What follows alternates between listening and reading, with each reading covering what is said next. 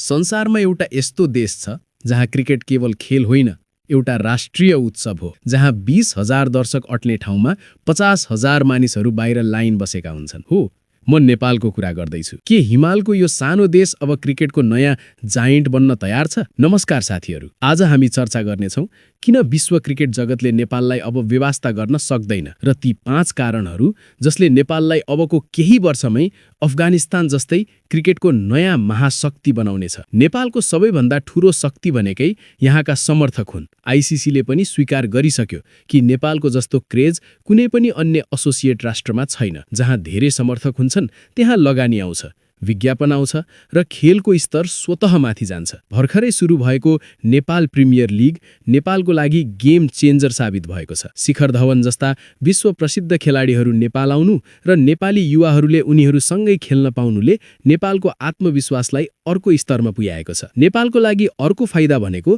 भारतसँगको निकटता हो। बीसीसीआईले नेपाली खेलाडीलाई भारतमा ट्रेनिङको सुविधा दिनु र ठूला टोलीहरूसँग खेल्ने मौका मिलाइदिनुले नेपाली क्रिकेटको विकासमा रकेटको काम गरिरहेको छ। रोहित पौडेल, दिपेन्द्र सिंह ऐरी, कुशल भुर्तेल जस्ता खेलाडीहरूले प्रमाणित गरिसकेका छन् कि नेपाली रगतमा क्रिकेट छ। सन्दीप लामिछानेपछि अब नेपालले धेरै ग्लोबल स्टारहरू उत्पादन गर्ने बाटोमा छ। तर बाटो सजिलो छैन। हामीलाई अझै धेरै अन्तर्राष्ट्रिय स्तरका रङ्गशाला र पारदर्शी खेल व्यवस्थापनको खाँचो छ। यदि हामीले पूर्वाधारमा लगानी गर्यौं भने नेपाललाई टेस्ट राष्ट्र बन्न कसैले रोक्न सक्दैन। तपाईलाई के लाग्छ? के नेपालले सन् 2030 सम्ममा टेस्ट राष्ट्रको दर्जा पाउला? अनि तपाईको मनपर्ने नेपाली क्रिकेटर को हुनुहुन्छ? तल कमेन्टमा लेख्नुहोला। यदि भिडियो मन पर्यो भने लाइक र सब्स्क्राइब गर्न नभुल्नुहोला। अर्को भिडियोमा भेटौँला। धन्यवाद।